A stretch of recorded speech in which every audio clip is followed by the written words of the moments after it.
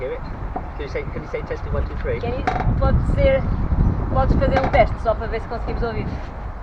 Claro. Okay. Yeah. Okay, cool. Yeah, that works.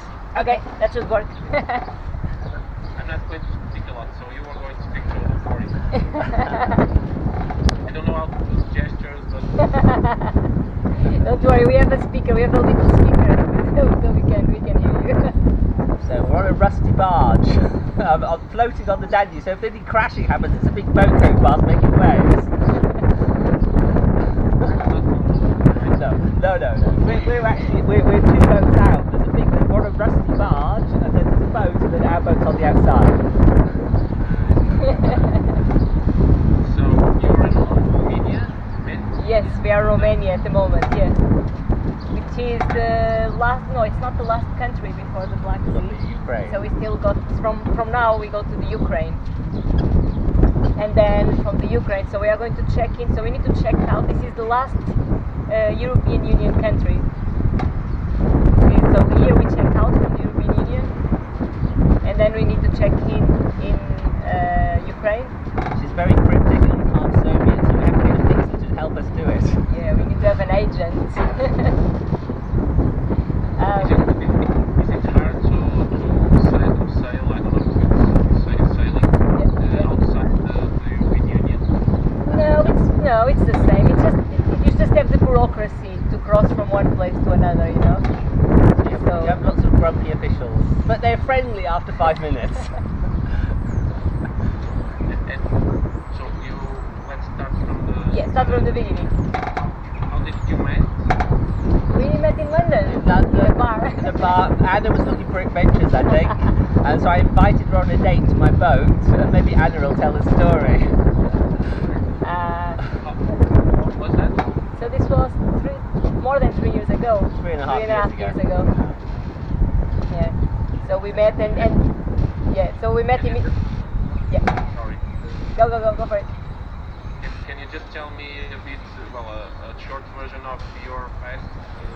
Who are you? Yeah. Okay. So I am an architect.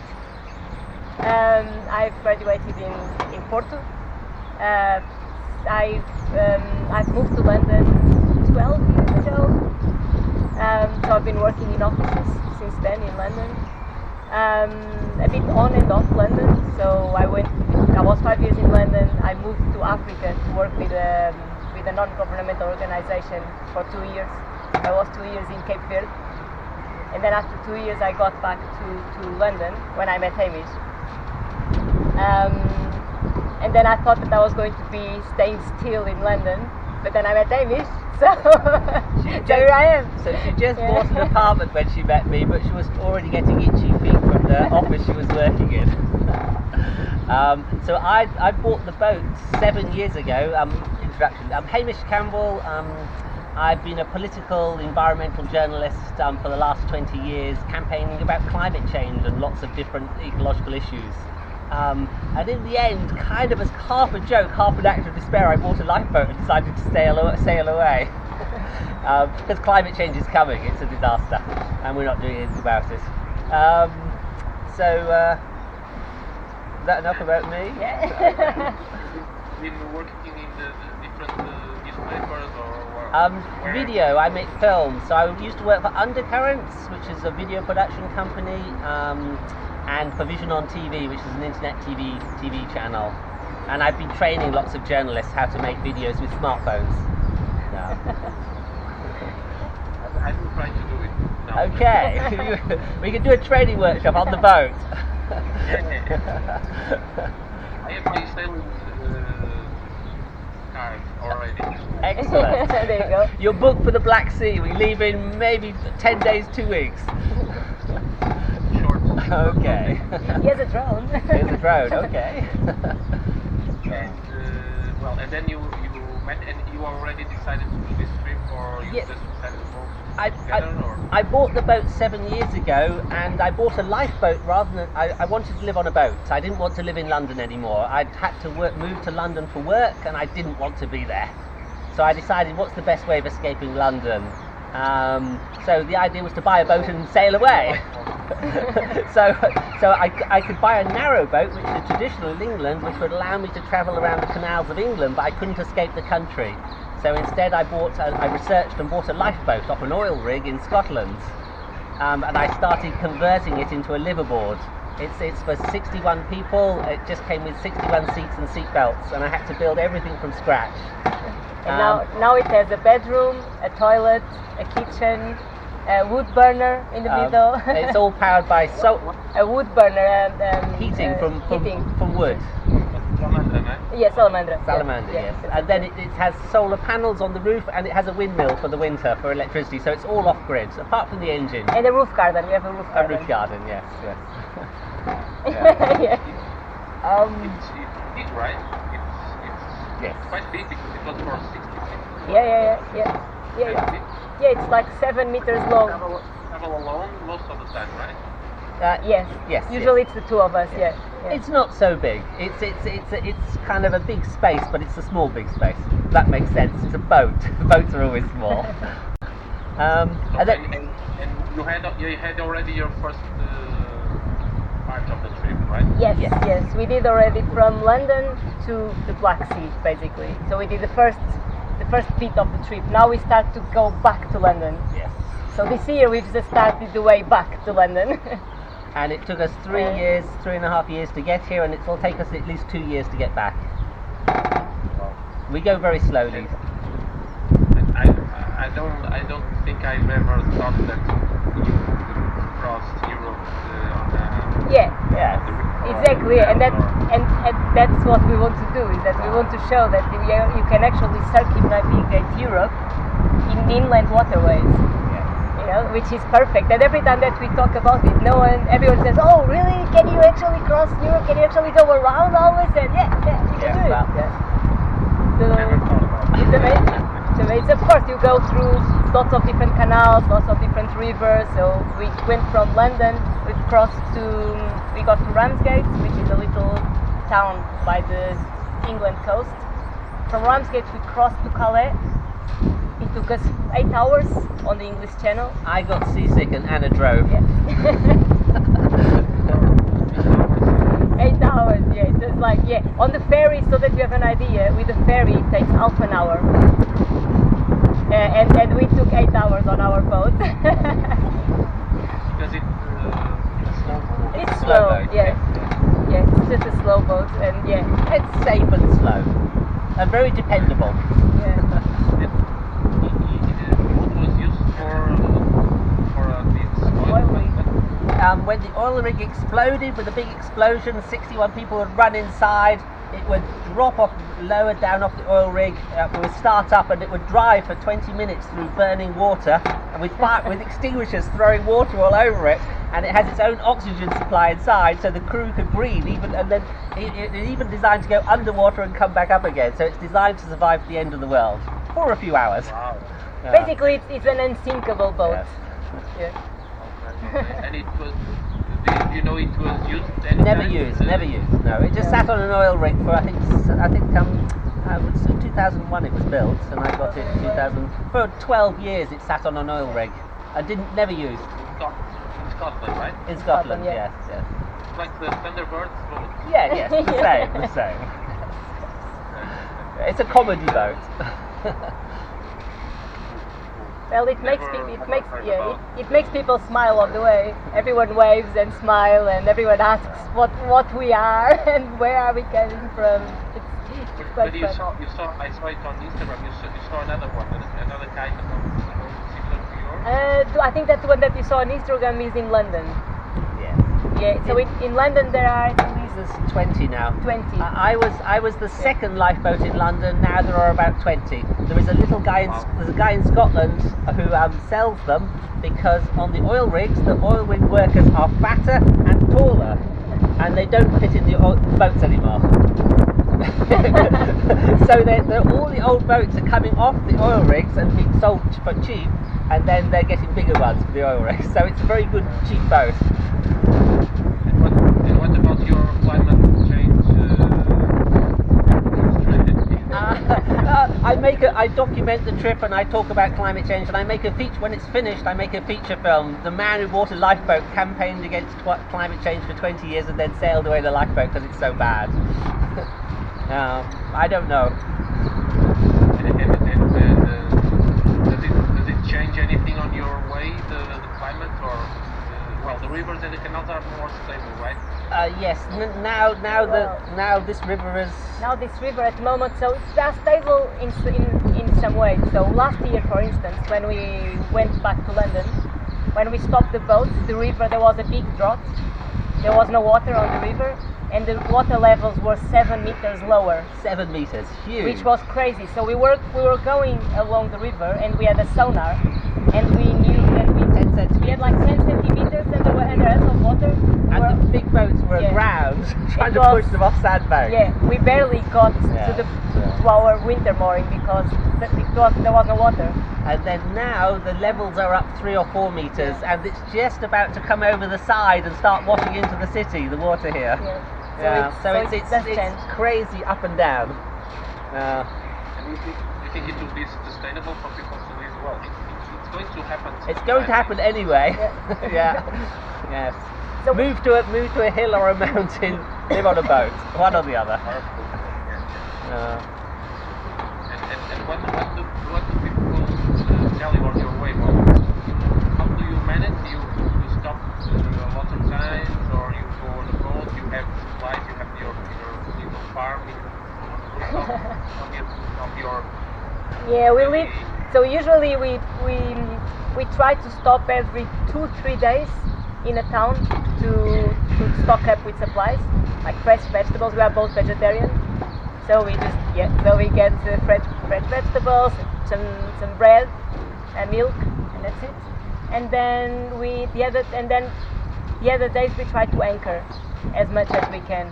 So we just find a spot out of the current, and we drop the anchor, and we just sit in beautiful nature surrounded by forests and trees and lots of birds and just nothing. Absolutely gorgeous. No internet. No internet. And sometimes if there's not much current and it's a lovely sunny day, you can jump off the back and swim, and the water is very clear. Sometimes it's murky, sometimes it's clear. But Anna is afraid because there are 3-meter fish. And some of them are 7 meters, as big as our boat, some of these fish. So she's afraid to swim. You don't eat fish, right? No. And which are how was it the first part of the trip?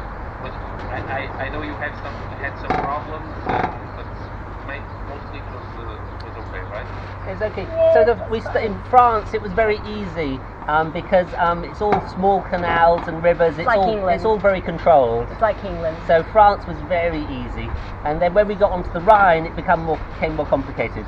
So what I wish to say is, so in France, because it's the small canals, you can stop anywhere on the side. So wherever what we used to do is that we set off in the morning, and then we keep going until 6 o'clock, because then the locks close at 6 o'clock. And then sometimes we stop in the middle of nowhere, but we can stop anywhere on the side. And then Anna would go and get some pastries. And then I would go and get some croissants and pastries in the morning. But then when we get to Germany, and you get to the big rivers, so you get to the Rhine, for instance, which is like the biggest European river. No, second biggest European. Danube is the biggest. Danube. Okay, so it's the second biggest European river. Then suddenly you cannot stop anywhere. No. And we were like, because the river is too fast, there's too much current. The ships that are next to us, are 200 meters long. We are 7 meters, and the ships that go that fastest, they are 200 meters. So it's a bit more stressful. But then what we do is that we've managed to find some offshoots of the river, and we will just anchor in there. So the rhythm is much more stressful when you get to the big rivers. But it's nice anyway. Sometimes you find when we get to fill up with water, for instance, we find marinas, and we stop in a marina, and then there we talk to people, and they tell us what is happening around us. So we know how the water levels are, and and we know of places to stay ahead and everything for people that we meet, you know. So it's quite nice. We have been meeting lots of nice people on the way. The only way you can get information, you can search online, but it's very hard to find, is local knowledge. You know, the information just doesn't exist. But you meet people and you ask what is coming up next, where should I stop? You know, this is the only way of finding out information about this sort of journey. You know, we arrived here and we don't know, lots of things, but we asked local people. We have a friend of a friend who's actually found an engineer to come and look at our engine just to say it's fine, because we wanted to check before we did the sea. And he just came along. We offered him some money. He said no, and he came and looked at our engine, and very nice. It's just generosity of strangers. Yeah. So we have just been staying. So every year what we do every year is like Amish said that we have been traveling for 3 years, but we have not been traveling for 3 years full. So what we do is that we travel for 6 months, and then we go back to England, because in winter the rivers freeze. So it becomes too dangerous. So we leave the boat. So the first year we left the boat in France. Second year we left the boat in Austria. Third year we left the boat here in Romania. And then we go back to England. And the boat was okay? The boat was fine, yeah. So, yeah, it was fine. Always little problems, but okay. Yeah, when you come back, there are always things that don't work. We always have a leak. So because we always put the boat out of the water, and when it goes into the water again, there's always a leak. Yeah, always. Yeah. It's a little stressful, but it's okay in the end. You meet the other travelers that travel on boats? Yeah, Not so many. Not so many. We thought we were going to meet much more. Yeah. In France, there were lots of retired English couples. Who all voted Brexit. They all voted Brexit, and they were all traveling. They were all traveling in France on their boat, and I was Drinking always lots of wine. drinking wine. And I was asking them, how does that work? You guys voted Brexit. You are abroad, living abroad. Because you are going to lose that. You know that. Yeah. But it's not that. We are going to. The colour of the passport. The color of the passport, or the blue passport. So you meet lots of weird people on the way, and then. But adventures, people that were doing an adventure, we met a few in the Danube. Maybe 5 last year. Yeah, maybe Germans, mostly Germans. Mostly Germans. Yeah. Some people in canoes, people come down the Danube in canoes and just camp on islands. They tend to be interesting. Yeah, we met a guy that was doing the journey on his own as well. Yes. Yeah, he was from Germany. So then we get the contacts of all these people, So and then the guy we met from Germany lives in Berlin. He has a mooring outside Berlin. So when we go to Berlin, we can moor up on his mooring. Yeah. So contacts, friends. But in boaters, you have to be friendly to everybody, and you have to help everybody because you need help a lot of the time. So it's a very generous, open community, boaters, which is nice. I like it. It's how the world should be if you live on a boat. Did you know that you could do this trip around Europe, or you just investigated and then you find out? we knew we could. Before I bought the boat, I looked at an international map and I saw it was possible. And I did an interview saying I'm going to buy this boat and I'm going to sail around Europe, and 7 years later I do it. Yeah. There's a lot of docks. Yeah, Some. São as eclusas, não é, Ana? Como? Docks é as eclusas? Lock, sim, ela é Eclusas, Yes. Yes, yeah, so we passed 500 locks. And one. 501 locks. Passámos 501 eclusas, sim. Desde Londres, since London. Yeah. Since London, we've passed 600. 501. 501 Okay. eclusas. And then in the Ukraine there are 6 locks. Na primeira viagem ou no final? This is from London to the Black Sea. Desde 501 que nós passamos, foi desde que saímos, desde França, desde Calais, até aqui à Roménia, até Galatia, onde estamos agora. Yeah. And they are all different. So the French ones are very small, and they usually have a lock keeper that opens the gate for us, and we have to wait just for the green sign. Once you get to the big rivers, you need to call the locks in advance, and you need to tell them that you are coming. And they say, oh yeah, I see you, yeah, just wait there, just on the side. So we need to hold ourselves to the side. Yeah. Like here in Porto. It's like the one in Porto, yeah, exactly. Yeah. So you need to wait. You go in, and then it's automatic. So it's an elevator. So you just hang yourself. You just put the rope around the bollard, and it just goes up and down as an elevator. I think it's like the one in Porto. Yes, Yeah. yes, same. Yeah. So they do change a lot. There are others that they don't have the elevator thing. So you need to imagine that we went to one that was 30 meters deep, and it didn't have the elevator thing. So we had to hook every 1 meter. We had to hook our rope. She complained a lot. And I was the one doing it. I had to come out and help. Eddie had to come out and help because it was too difficult to do it on my own. They're not designed for boats of our size. They're designed for boats 20 times bigger. Yeah. Yeah. So it is a bit of a challenge with the locks, but yeah, It's 500, okay. 501 is quite a... No fatalities yet. Yes. And what is your, well, you have still a lot of time ahead of you. You're trying to do this documentary about the trip, speak about the climate, and what's your plan after that? Do you keep on moving on the boat, or you have any other plans? That's a good question. We don't know. I was tempted to trade in my boat for a sailing yacht and take Anna to Brazil because she wants to go to Brazil and sail across the Atlantic. Because I think. But not on this boat, eh? No, not on this one. No. I think 30 years ago I sailed the Atlantic on a Danish boat, so I'd like to do it again. Yeah. So you're traveling boats for your whole life, or you? No. I used to hitchhike everywhere. When I sailed the Atlantic, I hitchhiked the sailing boat. Yeah. Now I have my own boat. We look for hitchhikers, but we don't see so many. We would pick them up if we saw hitchhikers. I was journalists here in Tunis. I get to meet a lot of people that travel. Yeah. But not by boat. Well, one or two, but here in the Douro River or navigation, but never on the rivers. Yeah. It's a different way of traveling, eh? It's a different way of traveling. Yeah. You see a world. Also people that I know that travel by motorbike. Yeah. And bike, and they also leave the bike on winter everywhere, Exactly. and then they come back. Yeah.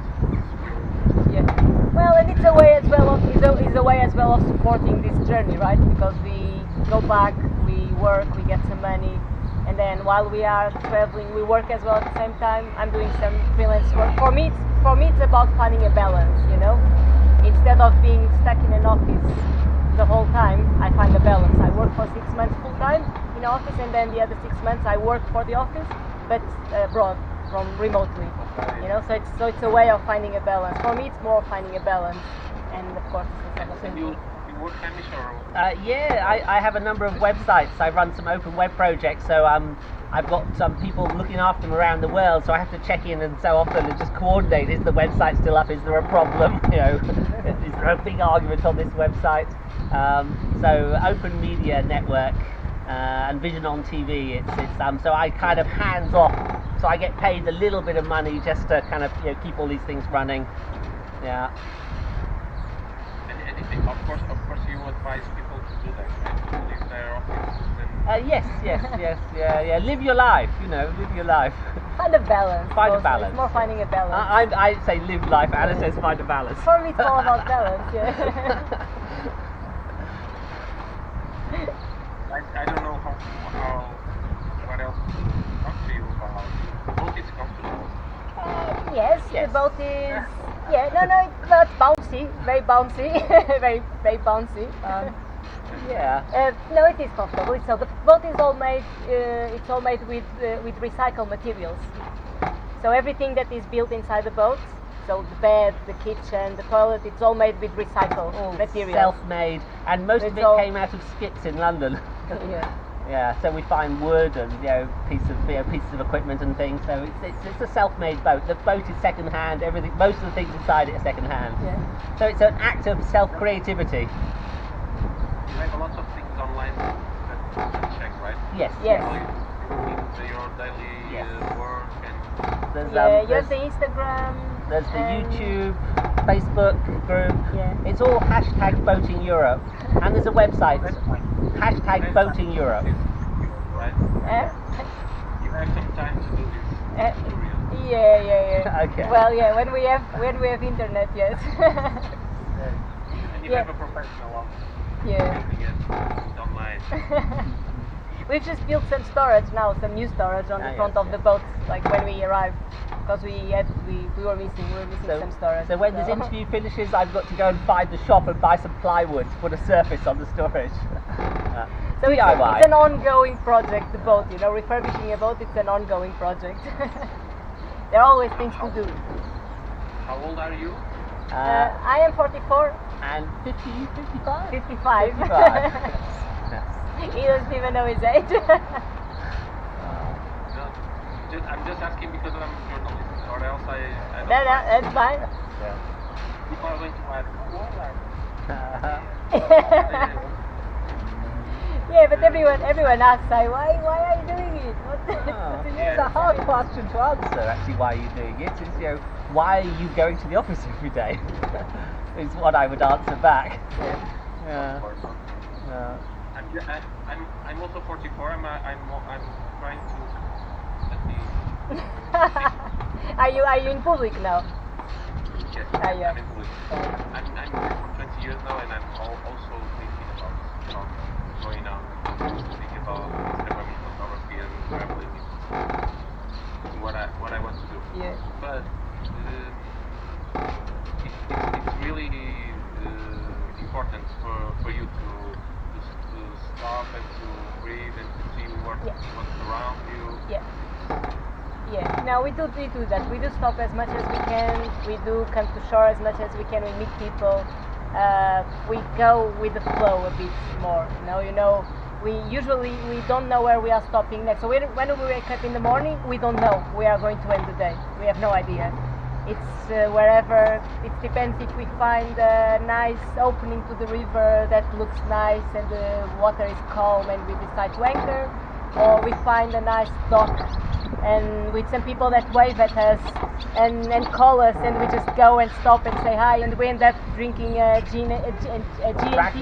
rakia or a beer with them, and then we just stay for a night or two. In Serbia, we stayed for a month. In Serbia, we stayed for a month. Yeah, in Serbia, we were In going. the center of Belgrade. We were going down river, The guy was waving. and there was a guy waving at us. I was driving. I was looking with binoculars, Yeah. he was waving, I waved back, and said, right, it looks nice, so we drove over, and he said, you can leave your boat here, and we stayed for a month. Yeah, yes, just the houseboat. It's a great part, right? I think you can stop and you Yeah. can leave Yeah. a month wherever you want. Yeah, exactly. Yeah. So we have time for it. Actually, when we left the boat for a month, I went back to London for a bit, and Amy stayed here for the whole month. So I do go back to London every now and then. Okay, cool, done. That was a good interview, I think. It's exciting, isn't it? Very messy.